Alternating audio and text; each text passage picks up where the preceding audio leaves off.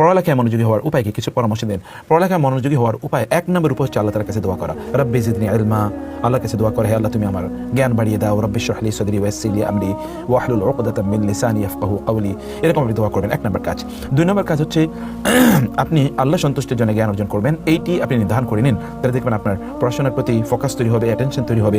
আপনি আল্লাহ সুবহানাহু ওয়া তাআলা সন্তুষ্টির জন্য জ্ঞান অর্জন করছেন, এটি আপনি নির্ধারণ করে নিন। ৩ নম্বর বিষয় হচ্ছে যখন আপনি পড়াশোনা করতে বসবেন তখন যেই কারণে আপনার মনোযোগ নষ্ট হয়ে যায় এই সকল কারণগুলো আপনি বন্ধ করে রাখুন। যেমন ধরুন আপনি যখন পড়তে বসছেন তখন আপনার মোবাইলের ডেটা অফ করে রাখুন, কম্পিউটার অফ করে রাখুন, অথবা বিভিন্ন ধরনের সোশ্যাল নেটওয়ার্কের নোটিফিকেশন অফ করে রাখুন, অথবা এমন একটি জায়গায় আপনি পড়তে বসুন যেখানে অন্য কেউ আপনাকে কোনো অবস্থায় আপনার অ্যাটেনশনটাকে নষ্ট করে দিতে পারবে না।